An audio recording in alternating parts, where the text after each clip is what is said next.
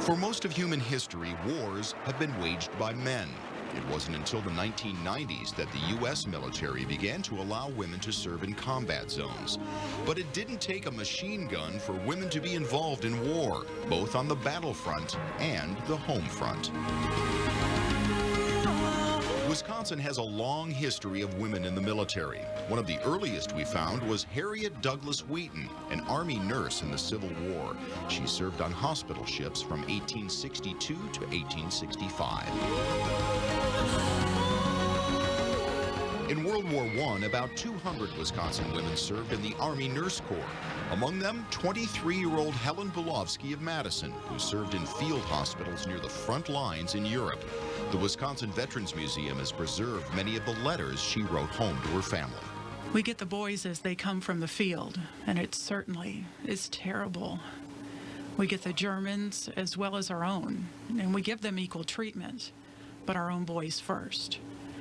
I had 5 German prisoners between 14 and 15 years of age, and they were glad they were prisoners. In the Second World War, the government estimates a total of 135,000 women served in the U.S. military. Marcia Gates of Cambridge was one of them. An Army nurse in the Philippines, Lieutenant Gates was one of 68 American nurses captured and held prisoner by the Japanese for nearly 3 years. Her family didn't know if she was alive for much of that time. One interesting thing about the Japanese regulations was the fact that if any Japanese soldier molested one of the girls or did anything he wasn't supposed to, and we reported it, he was immediately shot. But they also shot the person who reported it.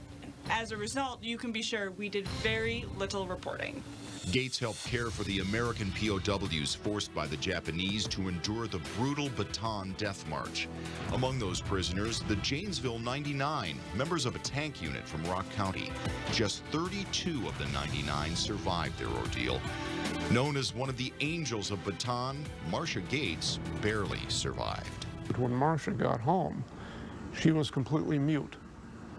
Could not utter a sound, not even so much as hello to her own mother, until the first of the guys from the Janesville 99, the first 3 or 4 of them, got home. She could carry on an absolutely normal conversation with them, and when she was okay with them, she was fine with everybody else. They were her security blanket. You know, they understood, and nobody else could possibly have a clue. On the home front, World War II also created thousands of one-parent households, some temporary, others permanent. Richard Haney experienced the latter when his father was killed fighting in Europe. Of course, he had life insurance policies, but after he was killed, Mom couldn't collect on those life insurance policies because there was a war clause in all of them. And this was common nationwide. It wasn't just my mother. Women in general are not as strong as men. With husbands, fathers, and brothers all away at war, a generation of young American women had to learn to do things their mothers never imagined doing. Drive the car. Change the flat tire on the car. Fix the plumbing. Patch the leak in the roof. You know, it's endless. In fact, it was only the beginning for many who now also had to find a job. And in this part of Wisconsin in World War II, hundreds of them found work at the Badger Ordnance Plant. I made 68 cents an hour when I started here. The job, you really didn't need to know much except to be alert, be able to stand on your feet, get along with people, and stay awake, which wasn't easy when you first came in here because of the ether.